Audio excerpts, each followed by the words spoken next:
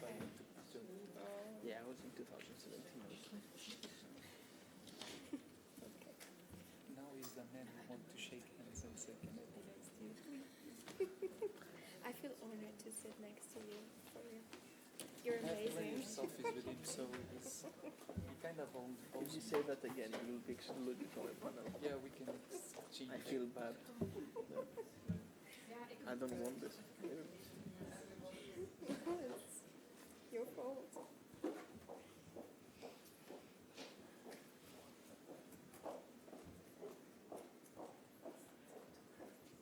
And did you two attend Safe Internet Forum? Yeah, 3 times. When? Because when I was there, you were. My first, the one I participated was in 2011. Oh. I was 12 years old. Oh. I actually did go into the Safe Internet for Kids when I was old enough. So once again, hello everybody. Good afternoon. Welcome to the session workshop number 4 on children in the digital age, how to balance their right to freedom and their right to be protected. I'm very glad to have all of you here. I do see some familiar faces and faces from the organizing team for this session. But first of all, I would like to introduce you to the people sitting around here, like on the panel. And I'm welcoming 3 participants from EuroDIG who have already been working over the weekend on internet governance questions. And this is Lily from Austria. Then we have on my left side Harris from Greece. And we have João Pedro from Portugal. Welcome to our session.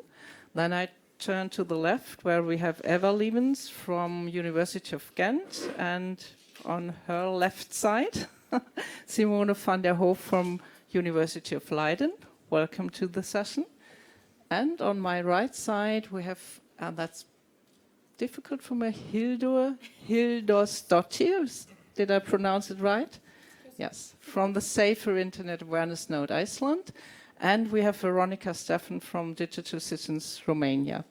So the 2 young boys are our gender balance somehow, because otherwise we would have a more or less female panel, which is not correct for EuroDIG and for internet governance.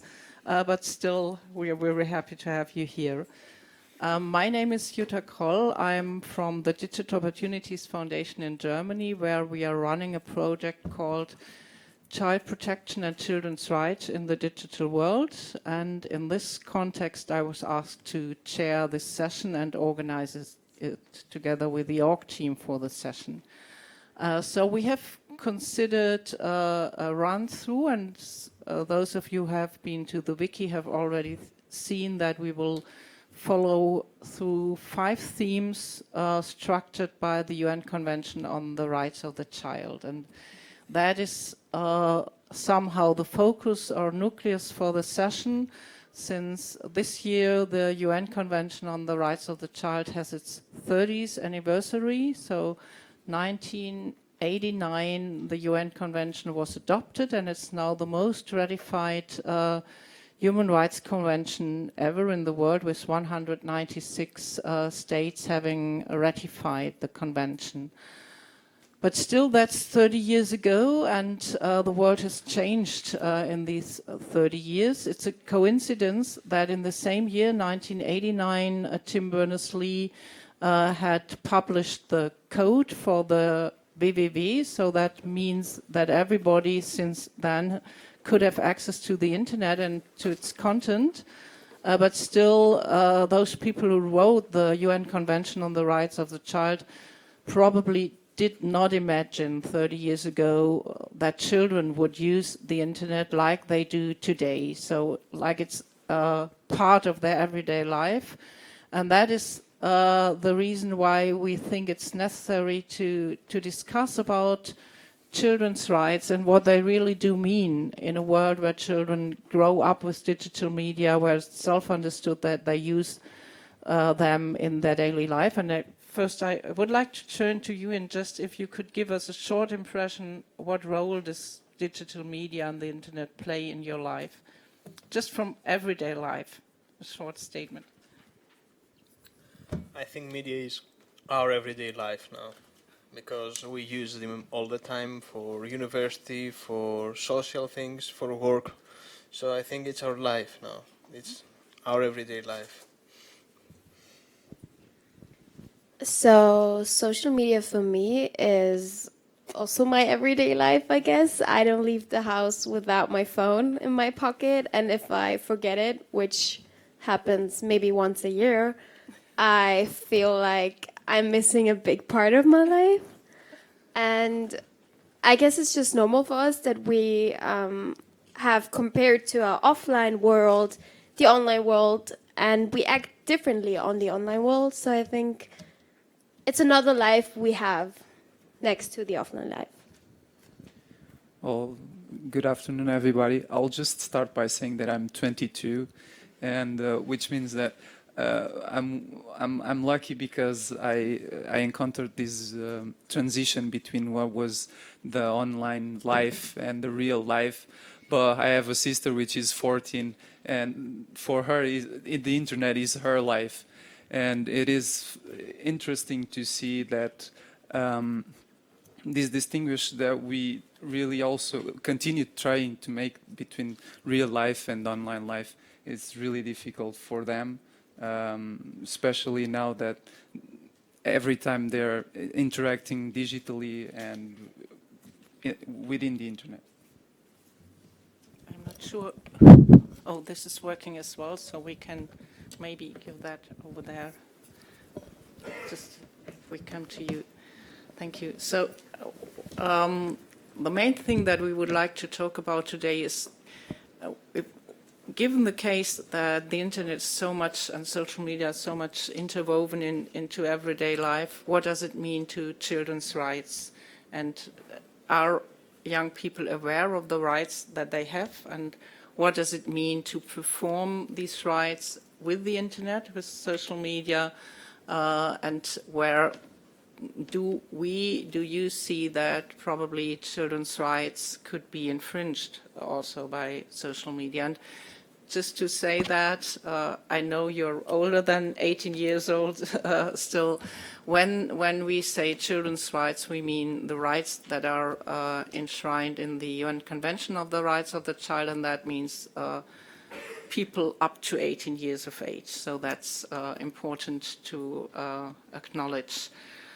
We've structured a session around 5 themes related to children's rights, and we'd like to start with the right to access to information, which is Article 17 of the UN Convention, and also Article 2, the right to non-discrimination. So access to digital media, access to information that was in the UN Convention on the Rights of the Child, had nothing to do with the internet, but now access to information more or less is only based on internet and digital media. I would like to ask the technicians to put up the slide with the questions. Thank you. And maybe it's a little bit small. I read it out. So first we would like to debate along the question, do children know their rights? How do they understand their rights? So especially the right to access to information and to non-discrimination. And what challenges may arise to their rights from their everyday life, but also what opportunities does the digital environment provide for exercising the rights? And then in the end, we would like to come to get some answers. What do children expect from policy and from other stakeholders in regard of their rights in the digital environment? And now that I had heard from the young people, I would like to turn to you. What do you think? Do children know how to understand their rights in the digital environment, especially the right to access to information and to non-discrimination? May I give that question to you? And then, of course... Do we use the mic or...? Yes, it's turned on. Okay. Again, so this is Veronica from Digital Citizens. Well, I'd like to start that in general. I think we have to start from the assumption that young people and children in particular are not that much aware of rights in general. And I think that's probably our responsibility as adults. First of all, in recognizing that, and then taking it to the second stage, which is the digital world. And then it's a problem as well, because it's not only that they don't understand rights in general, it's that this second time, us as adults don't understand very well the digital world. So my problem is that on the one hand, it's very hard to speak about youth participation in youth rights and children's rights in particular, but then it's even more complicated because the digital world is still dominated and shaped by grown-ups, who grown-ups are not really the experts or the first users of technologies. And this is the hard reality we are facing nowadays. And right now, I would like to use a little bit also the context of this EuroDIG, because I think it's really a pity that we have this debate in a workshop and not in a plenary setting, because we have had at least 2 sessions before where youth voices and children's voices or ideas were not even present. And we are speaking about ideas who shape the future of internet and how the future of the digital world should look in 10 years from now. And then I didn't see any reference or even a question, even if that might have been naive, from a young person. So we are going to this tokenism approach where digital rights belong to everyone, particularly to young people, except young people and children are not part of that debate. So I think this debate is very important. It just happens in a very small room for this setting even. This is just to start with, because I think we can continue a little bit later as well. So I take it that we can have already one message to policy and other stakeholders to give more room to the voices of children and listen more often to what they have to say about everything, and especially at EuroDIG about internet governance. What do you think? Have you had the possibility to make your voices heard during the last days? So I'll take first round. It's actually interesting to reflect on if children do know their rights, and then up to a point, do they care about their rights? Because I had once a discussion, and someone told me that he would rather give away their privacy if they were collecting from a service. And these kind of questions and these kind of arguments are difficult to argue with, because young people use technology. They want to use it for the service. And in that sense, it's like it's been said, often they don't have the knowledge to know if they're being if their rights are being violated or not. In terms of participation and discussion, well, there's an amazing initiative called the Safer Internet Forum, which it's children-centered. It goes to the point that we are doing it for the children. The children are the reason that people get together to discuss these issues. And this would be a nice idea. I participated my first time when I was 12 years old. It was an amazing experience, despite I had no idea of the impact that the event was making, but still I got to give my opinion, to talk about my difficulties, and that I think it's something that should be considered, and also bring it to the more general internet governance perspective. Can you hand it over? Oh, sorry. Yeah, as to this first question, I did a small research, and is 2, so I asked my children last night before I came here, do you know what rights you have? And my daughter said, well, after thinking for a while, she said, well, I have the right to privacy, but she immediately admitted that is because I've indoctrinated her, so it's not fully voluntary. And then I asked my son, who's a little bit older, and he said, yeah, well, children have the same rights as adults. We have certain freedoms, like the freedom of expression, but children also have the right to protection. And I said, well, what kind of protection do you have, or should you have? And that is from bad parenting. and from when you have no parents that take care of you. So he gave a bit more of an answer, but it was still quite limited. And that was also the idea that I had. So we have not really researched it, but it's the general impression that I have. What he also said was, why do we need them? Because everything is going well. So as long as you don't have any problems also on the internet, on social media, you may not start wondering about what your rights are, what your legal position is, and that may only become relevant when you do have trouble. One of the other things that I also got from having this discussion with my children is that while we talk in terms of rights, we use very legal language to talk, to discuss these matters. And I don't think they would resonate very well with children. They may resonate with you a little bit more because you're already older. But if you want to involve children, you need to speak their language. You need to make sure that you relate everything to the world they're living in. And to give you an example, there I was looking for an answer to this question on the internet as well yesterday. And I found a nice video about from Jamaican children, very young children, who were asked, what rights do you have? And interestingly, they came up with very interesting rights. They said, well, we have the rights to have friends, which in terms of the UNCRC is the right to freedom of association.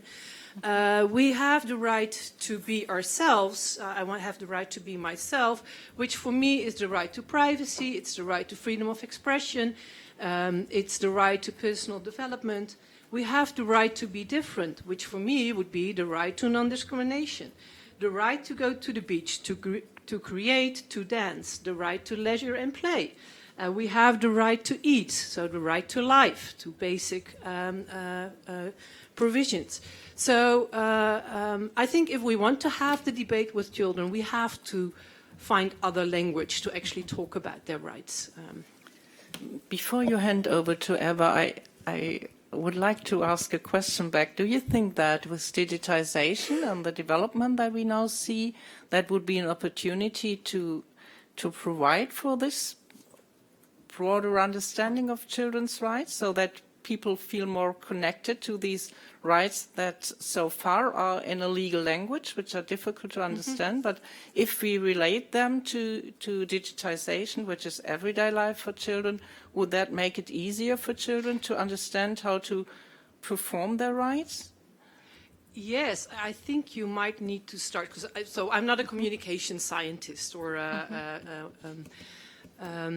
or in developmental psychology, but I think what might work better is to start from the actual situations that they encounter online, and not just the negative ones, but also the positive ones, to discuss matters in how you deal with each other, because one of you said, well, offline is different from online, but a lot of things are actually similar. So the way you talk to each other, to have respect for each other, it's actually quite similar in a way. But you need to, it shouldn't stay too theoretical. So you really need to engage with what children do online. And then first you need to know what that is. So I am still sometimes surprised when I see what especially my daughter is doing online, trying to get stuff from influencers to make stories on Instagram and then sell her own stuff, and make money from that. I only find out while talking to her. So there is a lot going on there that you don't see as an adult very easily, but that is very much part of the lives of teenage children, but also younger children. So first you need to know what they're doing to actually engage in discussions with them, and then make the transition also to things that will be relevant from a children's rights perspective. Thank you. So Eva, and then Harris also wanted to step in. Yeah, I just want to add to what Simone said, because we had a very recent experience. We organized co-design workshops with children, 84 children between the age of 9 and 11, about their data protection rights. But of course, these children are really still quite young, and we felt that it wasn't a good idea to start asking, do you know that you have the right to erase your information and to ask for corrections? But we did exactly what Simone was suggesting. We started from their everyday practices by asking them about what they did online, which services that they used, and then gradually going through questions about which information they share and how they share information. And in the end, we came to the point where we talked to them about their data protection rights, and we told them which rights they had. And even though that we tried, of course, to make it understandable, to avoid as much legal language as possible, once we got to that point, they had such interesting things to say. So they can really already at that age talk about rights, what they think about these rights, how they view these rights differently maybe when it comes to different actors that they engage with, be it schools or the city or companies or their parents or friends. So I think it's crucial what Simone said, that we need to start from what they are doing, not what we think they are doing or what we assume they are doing, but what are they doing, and start from that. And in the end, find language to talk to them about their rights. That said, I really do believe that even though the UNCRC is 30 years old this year, I think it's still a very, very valid instrument. It has language that is timeless, that we can still use and apply, maybe not to talk to children about their rights, but we can reinterpret the articles and the rights that are included there. So I don't immediately see a need to change that, but we need to reinterpret and think differently about some of the rights, and or put them more in this digital perspective, but it's still very, very useful. Thank you. Okay. So I think most of the adults don't know the rights to the internet either. So how we can wait from the children to know the internet? Of even if their parents don't know the rights, who would tell them about? For example, in the tools that we have in the internet, the platforms, the language of the terms of services and the right user agreement is so complicated that even we adults cannot read it.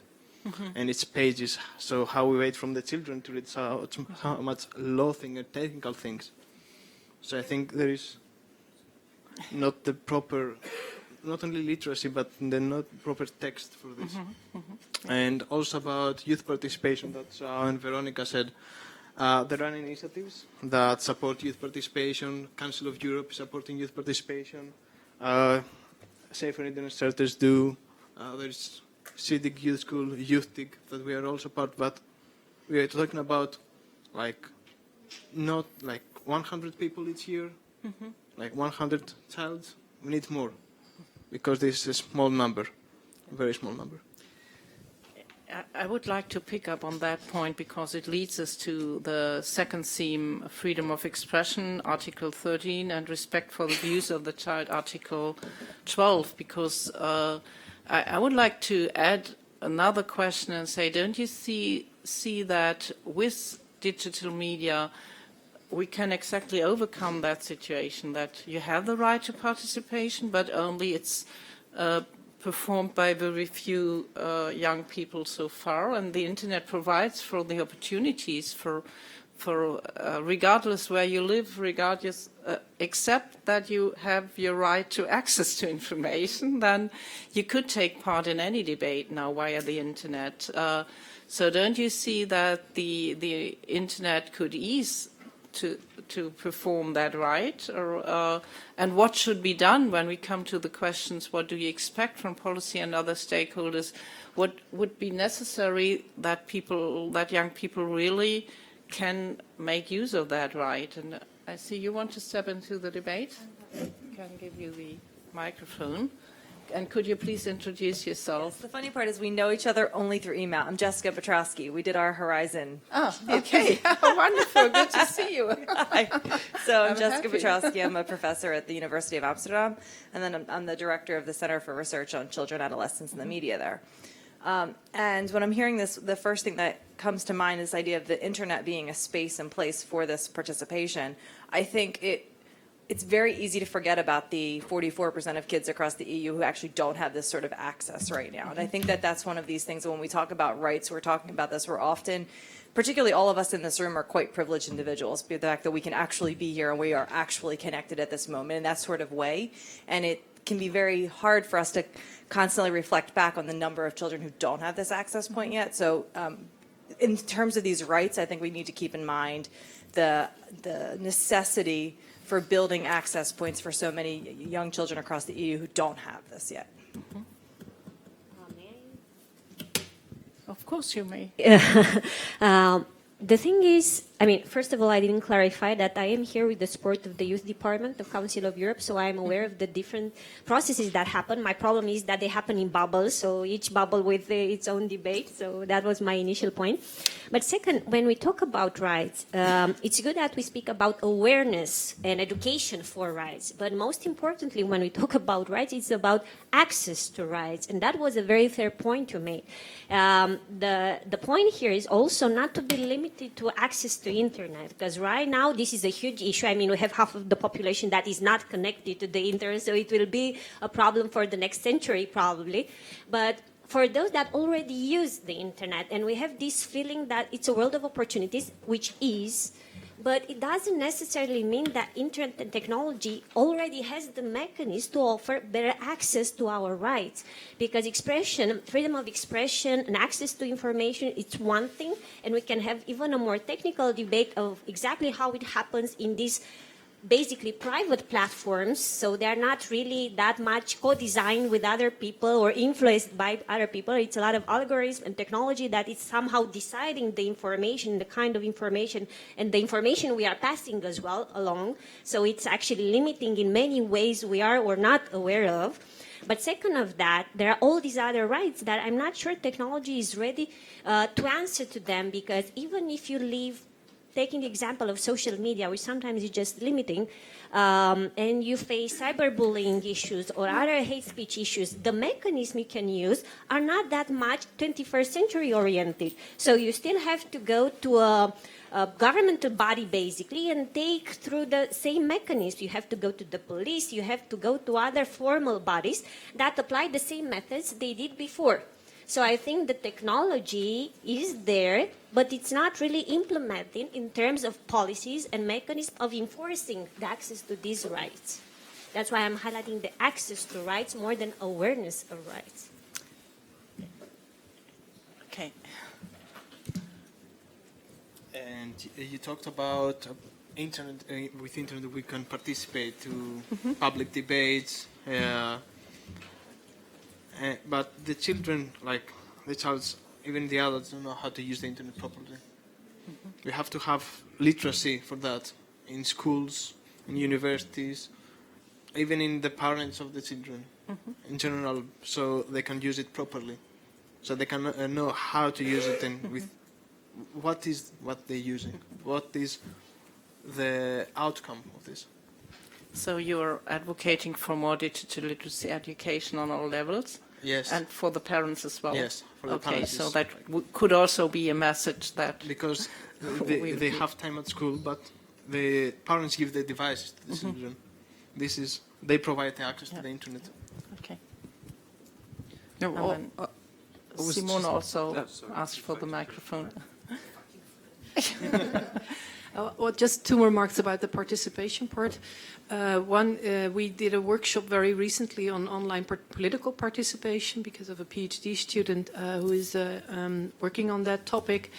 And, well, we did it with students, and we asked the students, well, to what extent were you, politically active while you were in high school and so on. And almost none of them were. So I also wonder whether this is about children maybe at that age not being particularly interested, or they have other interests that they take the time for, like socialize, gaming. So maybe it's also something that is, that is a particular interest for certain children, because we see very good examples, of course, but not necessarily for all children. And the other thing is what relates to the previous speaker. So we know from research that there is a digital divide in terms of certain children being better able to use the internet for those kinds of purposes, actually also for their own interests, to get a better job, to further their own opportunities. And there is a big group of children that use the internet for entertainment and socializing, but not necessarily to sort of improve their own situation, to get better jobs. And that is it was Dutch research, but it probably also applies elsewhere. And that is also something that governments obviously need to take on. And it's indeed also a literacy. And sometimes not just digital literacy, but literacy issue more generally. So that is actually a big issue, I think. So just a question back when you said the research on participation of young people, when you asked them, don't you think that the internet provides for lower threshold participation, that it's not only like we had before institutionalized participation? We have youth parliaments and so on, where children had the opportunity to take part, but that has a higher threshold to even do so, though. And with the internet, you probably could take part in debates, which is also participation. You could probably influence the debate. How do you see that? And was it part of the research you did? Yeah, you're certainly right there. But I'm not sure this will be part of the research, but what comes to mind immediately when you say that is that people also, and not just children, might be very cautious to get part of debates online. Because the ways that people are interacting with each other are, can be very abusive, very hateful. Well, you can look on Twitter every day, and I actually stopped reading responses to certain tweets because I thought, okay, I already know what will happen there. So yes, it's more accessible through the technology, but at the same time, because of and that is more a social problem, obviously, a problem between people. Partly also a technical problem in the sense of you don't really have social cues of what is happening on the other side. But I think people might be very cautious in getting politically active or debating online for those reasons. Before you hand over the microphone, I would like to ask our remote moderator, did you get any questions from remote participants so far? Just not to forget that. So then it's the row this way. Eva, and then Rao, Lily, and Harris again. I just want to add that I think definitely in the digital environments, the threshold for participation can be lower. There can be innovative ways of involving youth and children. But I think the real problem is that still too often participation is not taken seriously by policymakers. It's just something often that they think, oh, perhaps we should do it, or maybe even after the decision has already been taken, but mostly they just don't do it because you need certain skills, it takes organization. So really be willing to listen what children and youth have to say. It happens very, very rarely by policymakers. Only last week I was talking to someone, again in the field of data protection and children, policymakers who will be writing guidelines, and they just say, but that's not something we do, talking to children, that's for other people, that's for researchers or that's for NGOs, but it's not for policymakers. We are not the ones who have to do this. So until that way of thinking is actually being reversed, participation will only just mean what it currently means. So I think the real thing that needs to happen is that participation by children and by youth needs to be taken seriously by policymakers at all levels, at local level, but also at national level, by different actors, by legislators, but also by data protection authorities or other organizations. Before you start, there is someone at the end of the table. Could you just start passing the microphone to that person? And then we continue, and if we have finished, you will have the microphone. Yeah, it was my argument precisely. I mean, when you look at the internet, and I think the question was, does it allow for a lower threshold? I think yes, and that means that you're opening the mic, you're creating more mics, allowing people to participate. But then you ask the question: is someone listening? Who is listening, and how do they interpret these messages that are being tried to be shout out? And it's difficult, first of all, because, as been said, we have to translate the ideas, the messages that come from young people. They would put it in a very raw perspective, and it has to be translated either by legislation or application of initiatives. And then yes, it might get back in a sense that if these messages are not being heard, you create frustration within the participation itself. And that's what happens in example, for example, when you have crises in the European elections that nobody trusts, or you have a low percentage of voters because of these issues of not being heard and interpreting those consequences.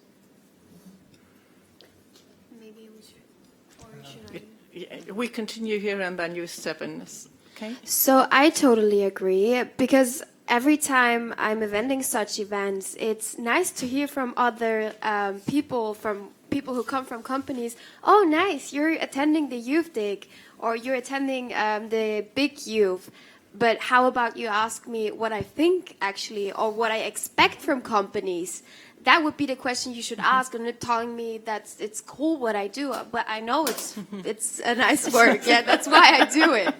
And then the other thing, because you mentioned like YouTube and influencers, and my cousin, he's actually 9 years old, and he has a YouTube channel, and he films YouTube videos. And I was like thinking, why does he do it? It's so much work, and so he puts so much time in it, but why does he do it? And he does it because it's popular, because you're part of something and you feel cool. And I feel cool as well if I attend such events, but my friends don't think it's cool because I do it as a voluntary. So I don't get paid for it, and I just spend time working on something, but does it actually have an output? They don't know that it has, actually. So an idea I had, what if we had influencers who are not famous because they look cool or because they do trips, but because they do such thing as we do. So attending youth digs or Safe Internet Forum, or just get active and tell other people, teenagers, kids, that we should like stand up. We're like the future. Like without us, there won't be a future. So we have to work for what we want and what we expect from the companies that right now have all the power. Thank you. Great. Yeah, I think we are missing creative content online, but I think also childs are afraid to stand up online because they are afraid that will affect their online life, but their offline life too, because there is cyberbullying and there is bullying also still. We will come to the right to protection as well. To the rights to protection in several articles of the UN Convention, but first, the floor is yours.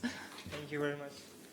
Debate is going so well. My name is Fawad, and I'm from YCIG Youth Coalition, and my research work is focused on the digital competence that also deals with the abilities to use the information communication technologies.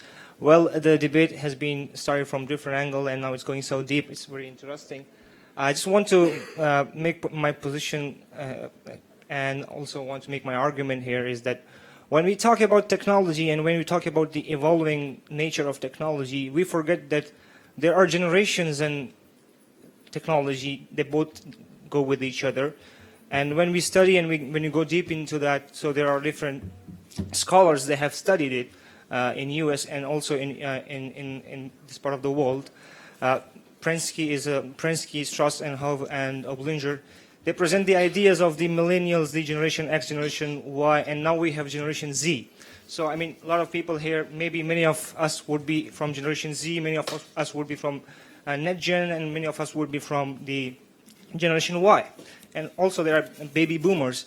But when you see these generations have different attitudes and behaviors to different experiences in their life experiences, and also there's a continuous change in those behaviors and attitudes.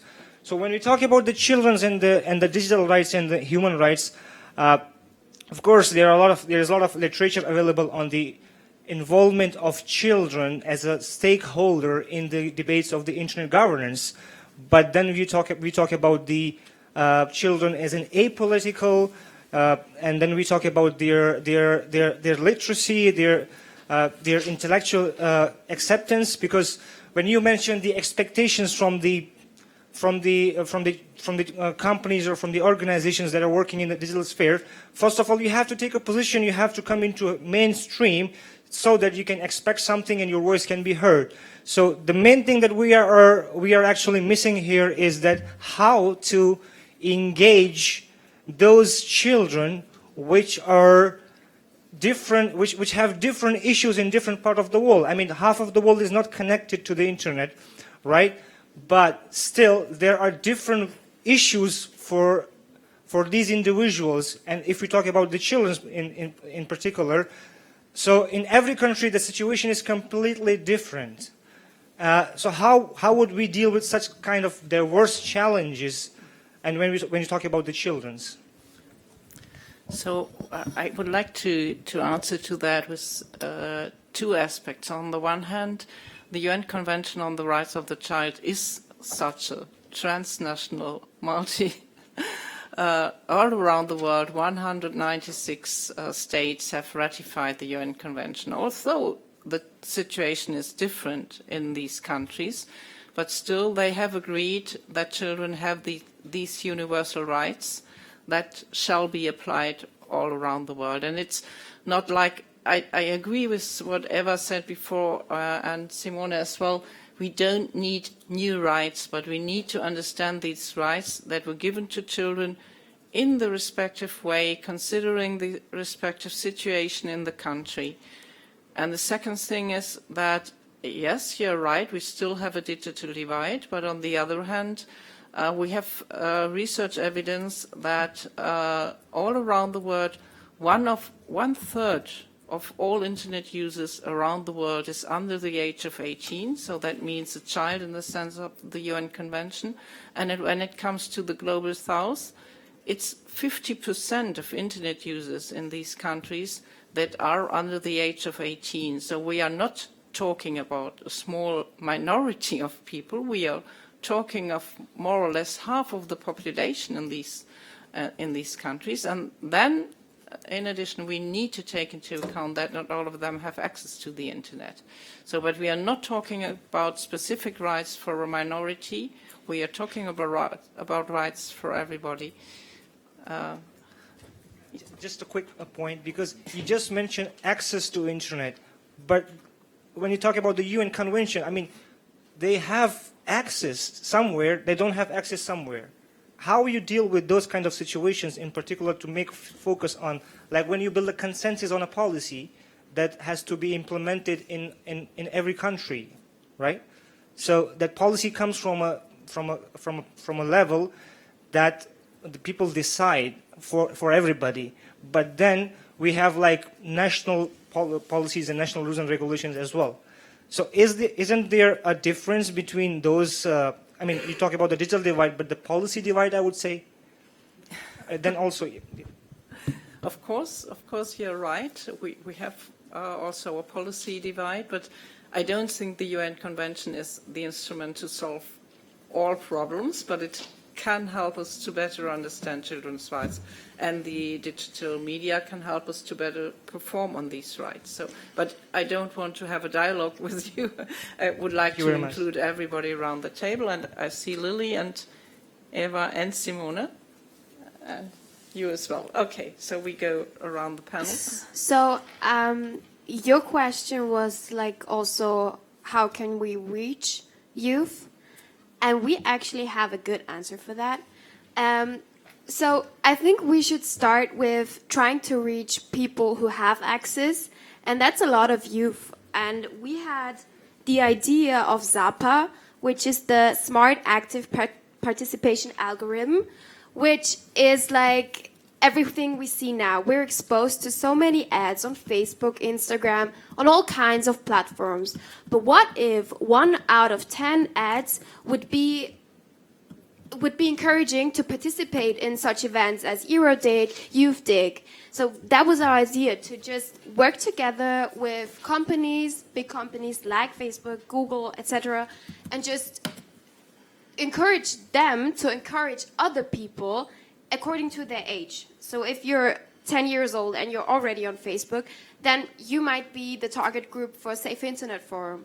So that was our idea. And I think if we are at these events to tell you our messages, and that's one of our messages, and we have so many. So if people from Facebook or other big companies or whatever are here, then just ask us. We have an answer, and we are willing to do something for it. So, yeah. Thank you. Thank you. I think it's a very, very interesting idea, and I hope some people pick up on it. I just want to come to your point about there being all these national policies. That's, of course, correct. But I think what we have been seeing in the past 2 years is that also at supranational and international level, there is a discussion going on about how should states shape their policies around children and the digital environment. I don't know how many of you are aware of these Council of Europe guidelines on the rights of the child in the digital environment. This is really an effort for at least the 47 member states of the Council of Europe to have a similar approach to these issues. And at the international level, there is currently a process going on to write a general comment about the rights of the child in the digital environment. So whereas we don't need to change the UNCRC, at least this will be something that will give many countries all around the world to talk about these issues and to have some more information and understanding about how policies can be shaped and can be concerted. So I think slowly we are getting there that aside from the national policies, there is some kind of international consensus as well. And I can add, we will put the link to these guidelines into the report from the session, and we have some copies, printed copies, but only in German language here around in the room if someone wants to get one.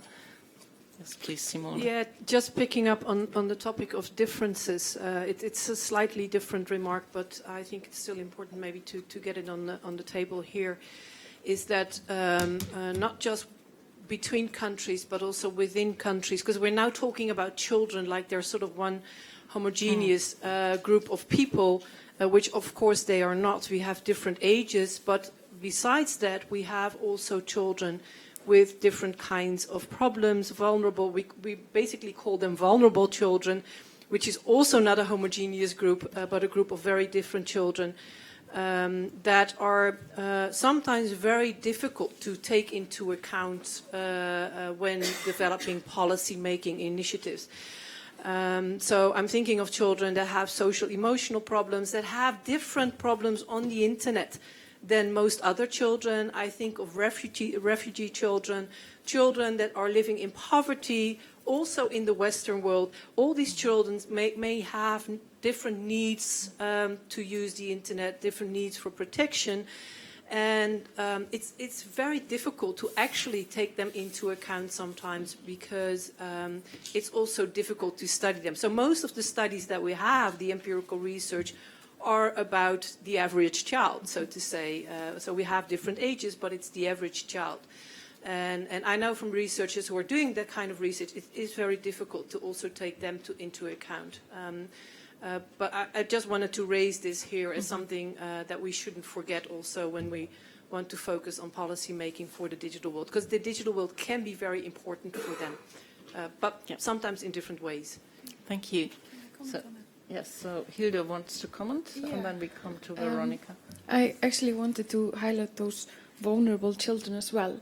In Iceland, there's a lot of debate around this. The children that are participating in the Safer Internet Forum, where I work, and they seem to be participating elsewhere too. These are very capable and strong and fabulous young people. But those kids that we cannot reach, I worry a little bit about them. They have maybe social and emotional problems, and we can't reach them. So policymakers have to find a way to also recognize those children. Maybe it's in Iceland, those are very much children that live in rural areas, or so we have to take them into account as well. I agree on that. Veronica? I will go back to participation as well, but I would also like to address the point you've made, and that is related to access to internet. It's worth mentioning that any human rights charter or document that has been formally adopted by member states doesn't include the digital world or internet in any way. So access to internet, it's not a universal right. Free access to internet, it's not even a discussion even in the civilized world right now. So probably this is a challenge we still have to face. On the other hand, there is internet and there is technology. And while I don't have a long experience working with Africa, for example, I do know that mobile phones, as it was mentioned, not smart mobile phones, but mobile phones are very much used. And they are used even in creating new currencies, like the Bitcoin, except without internet access, or giving loans to people living in underprivileged. So technology can be used to reach or bridge a little bit the gap. I don't know all the solutions out there, but we should look a little bit more in the underdeveloped regions as well. So it's not like all in the West have the right answers to everything. But then second, to participation, I think we also have to change a little bit the debate.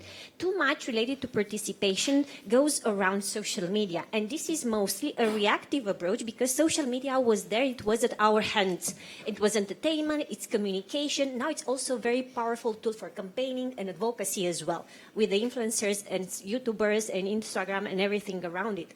But we need a more structured approach to participation in the digital era, because in real life, participation doesn't happen just when we meet and we talk.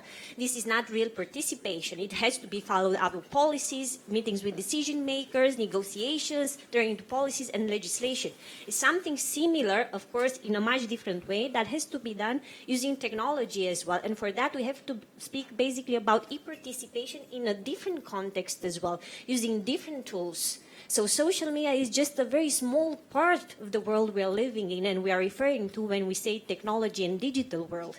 But we are still like hanging on that, like social media is our universe. And probably it's not always the best approach to it. Thank you for reminding us that the digital world is more than social media, but of course it's an important part of the digital world. I do think we have more or less addressed the theme 3, freedom of association, leisure, play and culture was mentioned by Simone. I do think we also need to talk about the rights to protection, that means the right to privacy that we've addressed so far, and also the right to be protected from commercial exploitation, from sexual exploitation. The children's rights are rights to freedom, but also rights to be protected from certain risks and threats. And I turn again to Hildur, because you're coming from a safer internet awareness node, and probably protection is more prominent in the work that you're doing. Yeah, it is, definitely. A little disclaimer, I work mostly with younger kids, like 11 to 12-year-olds, and they think a lot about social media, I'm sorry, at least the ones I talk to. And they, unfortunately, they don't think a lot about protection online. And I'm saddened to say it. They know about their right to free speech and the right to privacy, but the right to protection, and especially online, they don't know about it. And I'm quite saddened by this. And yes.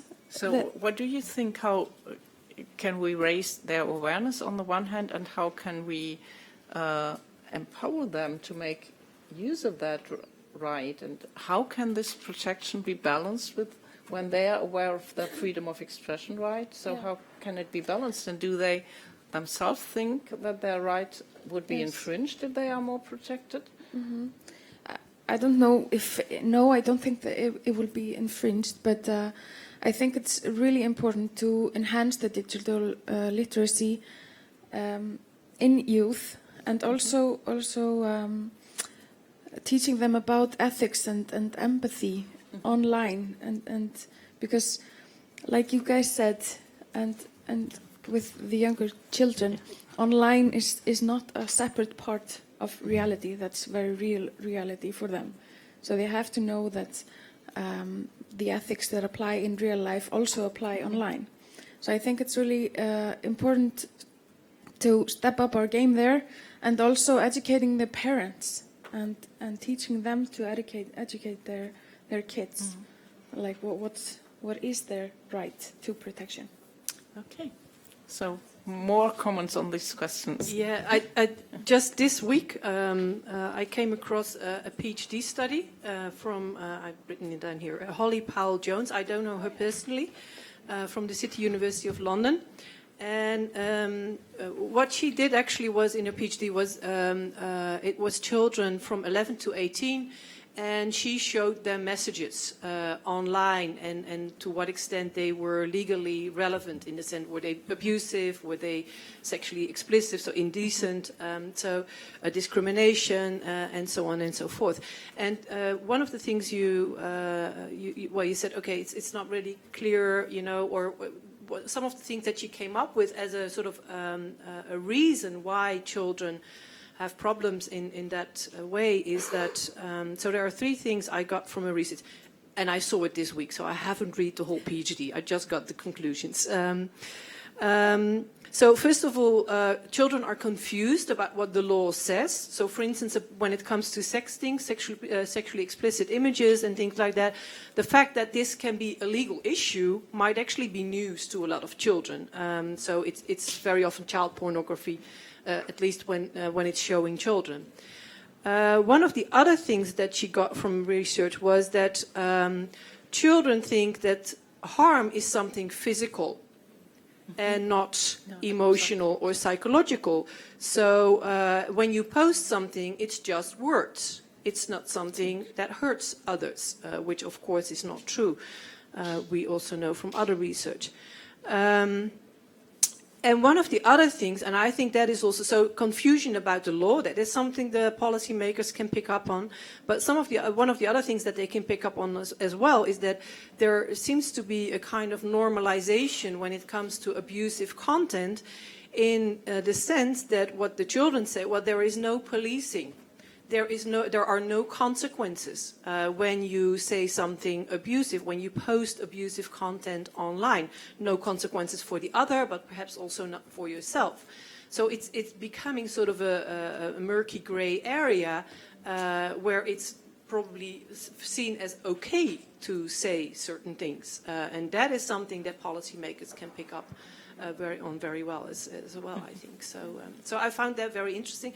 And one more general remark, because we're talking about rights all the time, but obviously these rights need to be implemented into laws, into policies. So we shouldn't only educate them on their rights, but also the broader domain of what these rights mean in society in more concrete cases. Then we have someone else from the floor. Yes. Yeah.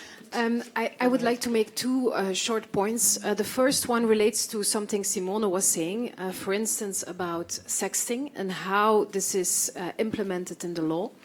One of my PhD students has done research on how the provisions on child sexual abuse material in the 47 Council of Europe member states might cover sexting images that are shared between children of certain ages. This has proven to be one of the most complex things to research ever. It's so unclear.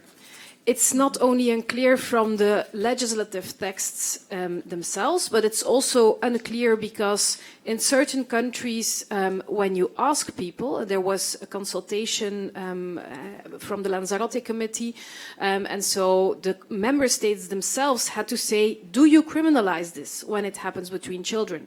And very often they said, well, actually, if you look at the law, yes, it's a criminal offense, but of course we never prosecute in practice. So this is causing a huge legal uncertainty, and this gives real problems for instance, civil society organizations who want to raise awareness about sexting and who just don't know what to say to children. Is it legal? Is it illegal? Should you do it? Should you not do it? Should you make sure that your face is not on the image? So definitely there it's a real task for policymakers to be clear about this, to make sure that the law is clear and that the law corresponds to the practice. Because if it's unclear for the policymakers themselves, it will be unclear for children and parents as well. That's the first point. The second point is, it relates again to the literacy argument. Literacy is crucial. It's essential. I think we all agree on it. But for certain practices that children are confronted with online, literacy actually puts quite a heavy burden on shoulders of children, of parents. By teaching them about certain risks, you also put a little bit of the responsibility on their shoulders that they should be careful, that they should make sure that they don't engage in those risks. Whereas for certain practices, probably the responsibility should be shifted to other people. So if I think about data protection, the responsibility clearly should be on data controllers for certain practices that might actually be harmful or intrusive to children's lives. If you think about how data of children is being commercially exploited, data of children that is being sold for financial gain, for purposes that are not conducive to the well-being of children, well, even if, yes, children should be aware that this is happening, it should not be their responsibility that this is not happening. It should be the responsibility of the data controllers that they don't do this. So I think that's very important that when we talk about literacy, yes, it is important, but there is also a task for legislators to put restrictions on certain practices in certain areas. So with Joao, and then over to you. It's just a quick youth point of view. I mean, they usually, even if they are presented with a situation, they are not always know. They don't always know that their rights are being violated. And as you said, this is a discussion that comes already from 2016 from a Safer Internet Forum, which brings us to children's resilience to harmful content. And things get normal and get usual online that are not normal in real offline life because parents are aware of these situations and were presented once before of those situations, and they were reacting to these situations, and they now then would be able to perhaps if their children were presented with the same situation to provide feedback on it. The problem here is that when a new online situation arises, it's difficult for the parents in one way to present them with solutions.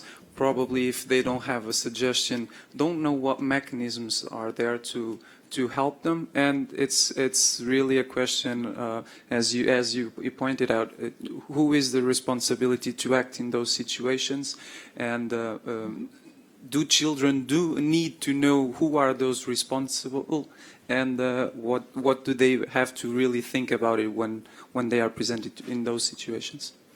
Thank you. So over to you, please. Could you please introduce yourself? Yeah, my name is Claudia Scandal, and I am a primary school teacher. So I teach children around the ages of 8 and 9. I work at a private school, so they're quite rich children, which means they all have smartphones. I'm talking Samsung Galaxy S10, way better than most of us have. So I see every single day, they're not allowed them at school, but they slip through, how they're using the internet. They ask me for my Instagram. They live stream parties, things like this, like the way they, and what is quite interesting is they don't seem to really be bothered by anything. I think most of them have private accounts. I think their parents have put private accounts on their settings, but that's about it in regards to privacy. Also, from the parents I've met, who are mainly kind of in their late 20s, early 30s, so quite young themselves, they use their internet, they use their smartphones in exactly the same way. So I guess my question is, as an educator, so where can we come in to make sure that the kids know, just to make sure they're being safe online? Because the way I see it is they have their YouTube channels and everything. They kind of just do their thing without really thinking about who might be watching. Okay, thank you for that question. I do think we have Jessica, and then we will try to answer that question as well. Could you handle it? So actually, I have a point that probably connects with both of these. So I completely agree with you that sometimes I worry when it comes to messages of digital literacy that we're putting it all on young people themselves, as though none of us have those, they have to figure this out. And that worries me quite a bit. I also think it's actually impossible for them to achieve that way. And we talk about public policymakers and stakeholders thinking of roles, and I think they should play a role. But one thing I've been recently doing has actually been working with digital media companies too. And I think that that's an interesting space to have conversations with, working with companies who are in the children's media, youth media space, who actually, when you talk to them and sit down, of course they're thinking of a financial model that will be effective, but that doesn't necessarily mean that they're excluding thinking about the rights of young people. And I've been working with one company in Denmark, for example, who's been very interested in sitting down with me and saying, we're willing to revise our platform and think about the messages that we could do while young people are using it, that instead of shouting at, don't do this, but instead go the reverse and say, this is a really great behavior, this is a healthy digital practice, this looks great, sort of relying on more positive messaging as well. And I think that's an interesting opportunity we can think about at other leverage points for supporting and not putting it all on young people themselves, but thinking about this bigger space. And then your point in terms of classrooms, I think it's beautiful that you're asking this question. I also think teachers rock, just as like a side note. But one of the things I think is so hard for so many teachers is literally your question is saying, what can we do? Many of the teachers come to me and say, I'm not even sure what the answers to these questions are themselves. And I think that's a big burden we put on teachers when we assume, hey, teachers can answer these questions. Because one, we're assuming they have the information, which I'm not sure they do. And two, they often don't have the support or time in their classrooms to do that because they're being told, here's so many things you need to do. By the way, this entire thing that's happening in young people's lives, just go with the flow.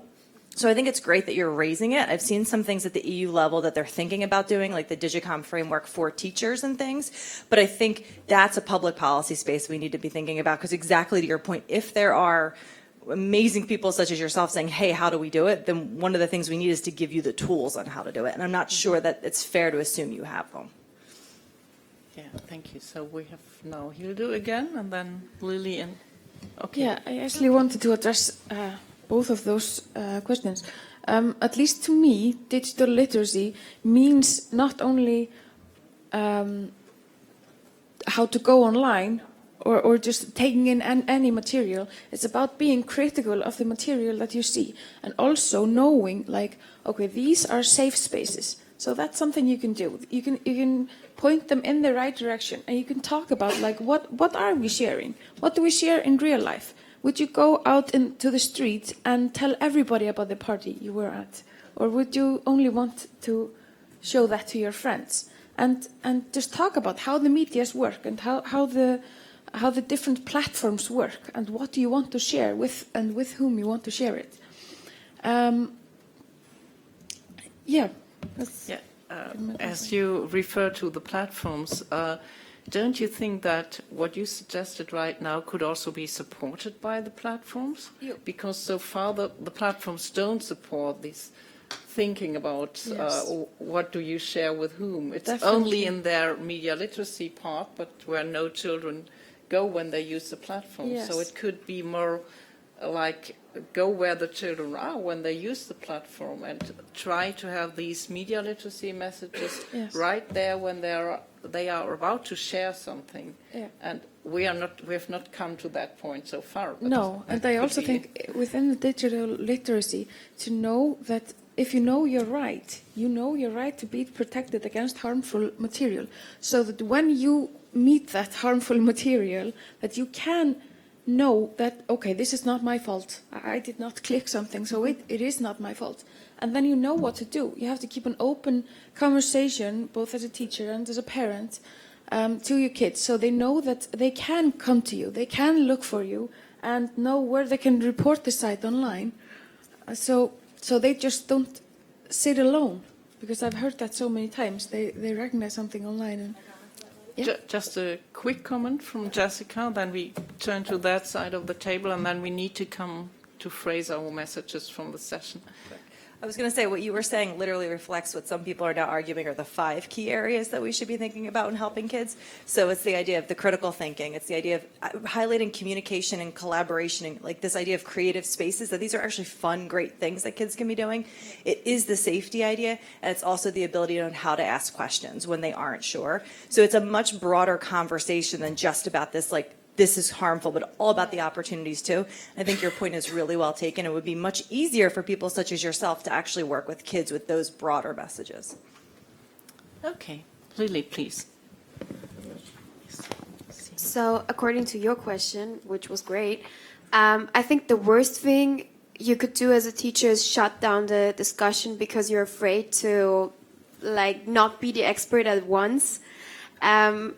So I think if you don't know how to handle maybe the topic sexting, then let the kids be the experts and let them explain what is it, what challenges are there, what risks are there. And then maybe at some point when you know what they think about, you can do some research and then come back to it later.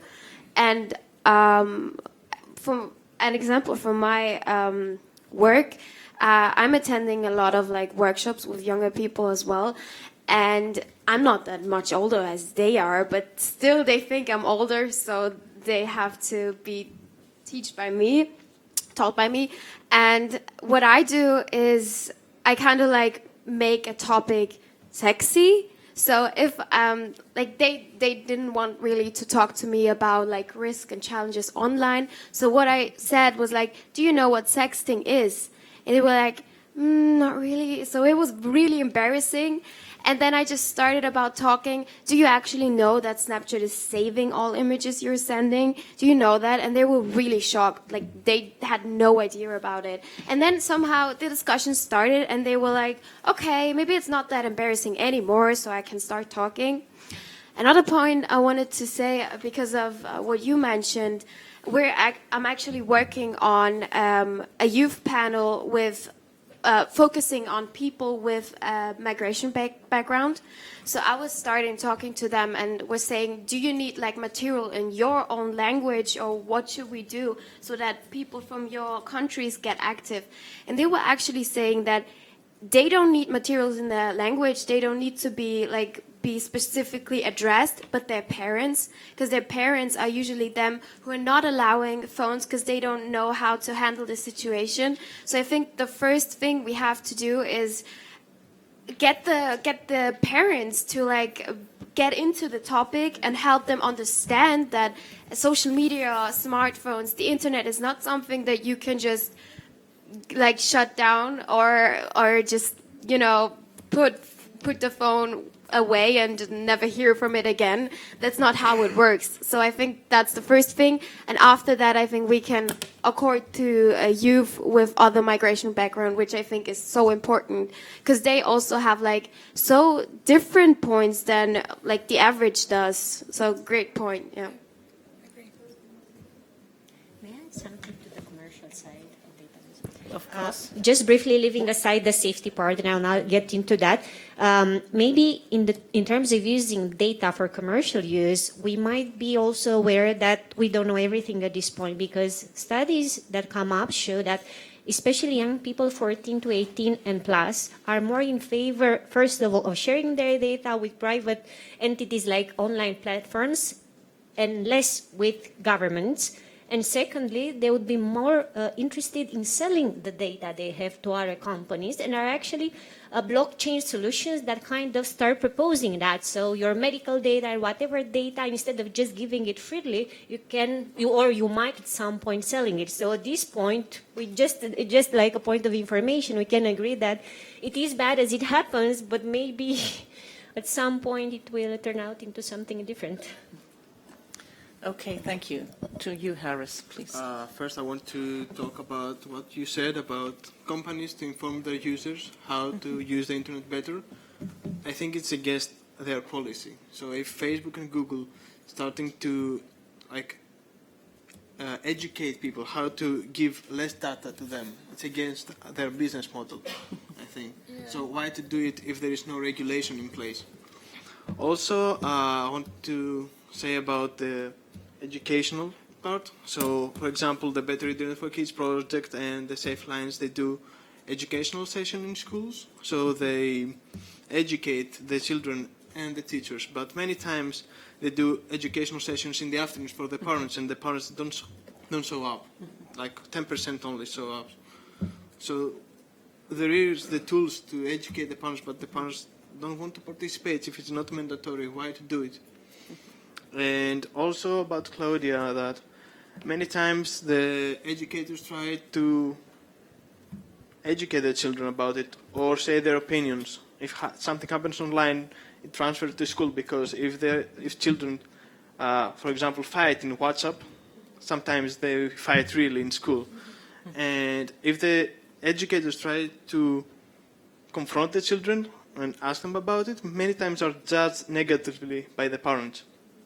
That's what I want to say. Yeah, thank you for your question and your input. I do think that we will have another session during EuroDIG that is called is now the time that self-regulation ends, and that we need more regulation, and probably that addresses exactly what you have said, because for the past years we have seen that more or less this was the area of self-regulation for the platform providers and for industry in general. With the GDPR, for more or less after a certain time span, we have seen regulation for privacy that goes a different way, that sets more on regulation, setting rules for platform providers, and we will see whether it works or not. So far we have not seen so many companies that have fallen under that regulation because they don't comply with it, but we will see what happens after a while when it's enforced. Are underway, but not yet. We haven't seen the outcome yet. So we will see whether that form of regulation will work in the future. I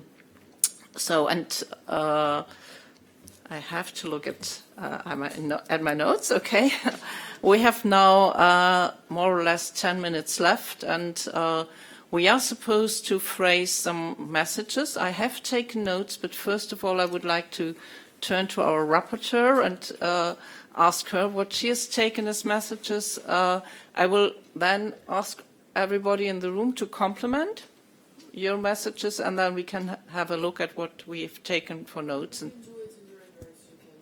no, I would prefer if you start what you've taken. Okay, give her. All right. Hello, everyone. My name is Andriana Gavrilovic. I'm from the Geneva Internet Platform. I'm your rapporteur for this session. I tried to summarize what you discussed. It was a very nice discussion. So we had one message 5 minutes into the session that said that policymakers and other stakeholders should give more room to the voices of children and listen more often what children have to say about internet governance. That is okay? Mm-hmm. No one has any objections? All right. Another message is that there is a need for us to understand what children are doing in order to engage with children about their activities online. That is all right. Great.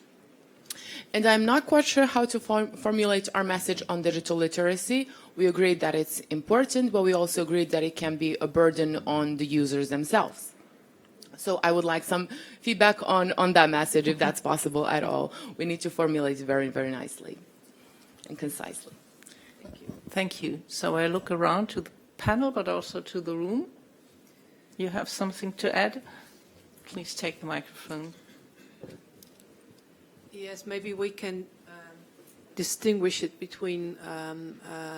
So I think literacy, more generally, and digital literacy, they're very important.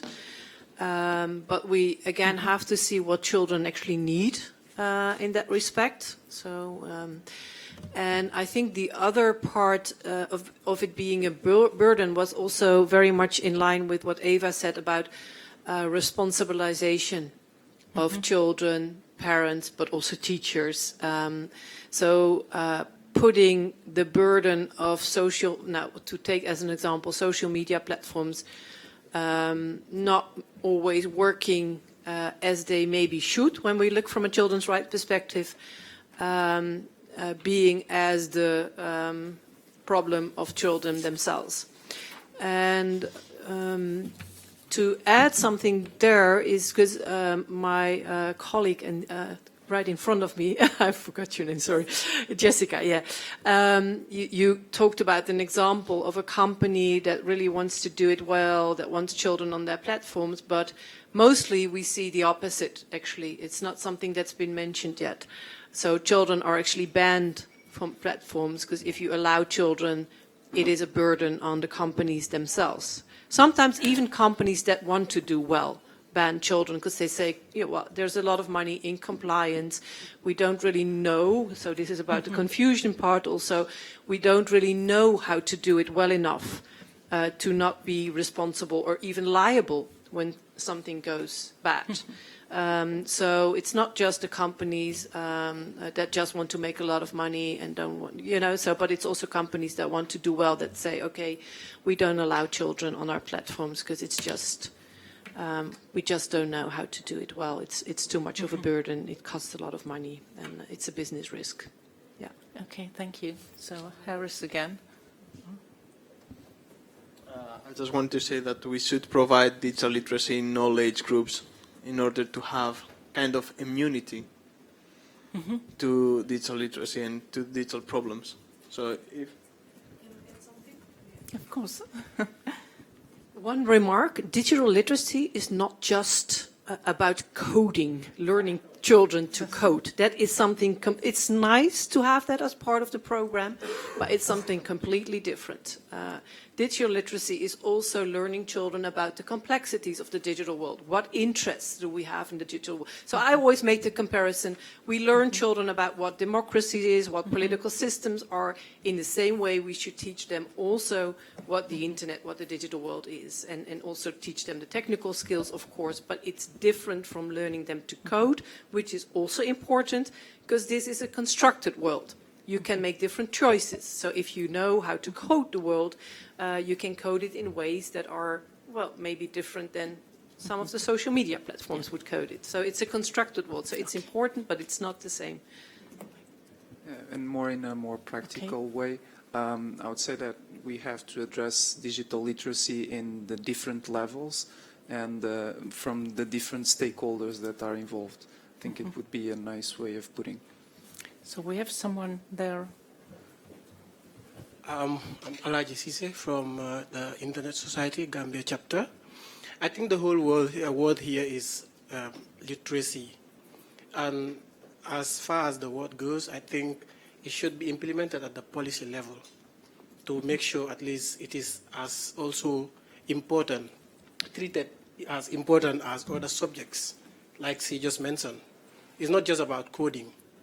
But, well, when kids know how to code, it's as important as also teaching others who are not interested in coding understand exactly what are the dangers that are behind the scenes of the platforms that they use.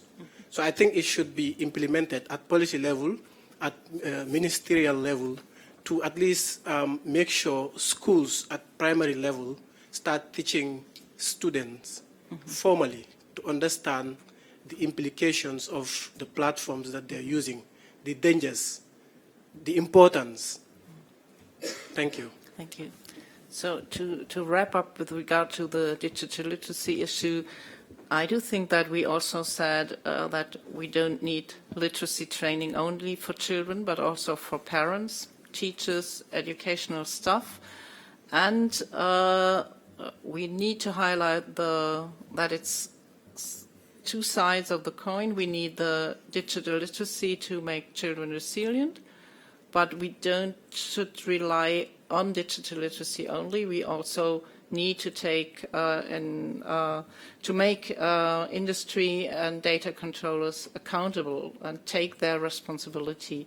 So it's a balanced approach between digital literacy of the children and the parents, and on the other hand, support from the providers. And then I had made a note that we also said we need to ensure access for all children. It's not a given fact that all children have access. And that's somehow related to a message that was also phrased that policymakers need to take participation more serious. So not only enabling participation, but then also taking it more seriously. That's somehow related to making the voices more heard, but I think it's especially related to participation, and therefore I think it's necessary to stress that. And then don't you think, Lily, that we should phrase a message around the SAPA? Smart active participation algorithm. Could you phrase it somehow? We actually have it in our youth messages. Okay, but so we can underline it if I can give you the explanation we have. Oh, that's wonderful. So we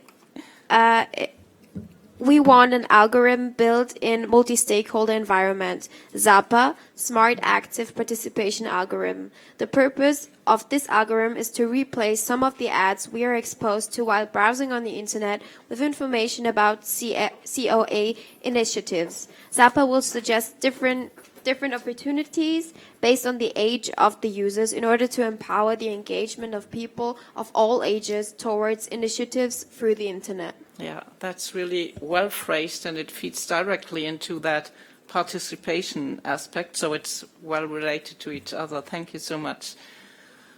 With a view to the hour, I do think we are nearly finalized. I would like to thank all of you for joining the session, for helping to organize the session, especially to the panelists or key persons for your engagement in the debate. And I do think we have lots of things to put into the messages, and I hope that next year at EuroDIG, wherever it will take place, we will have a plenary session on children's rights. I hope so. Thank you so much.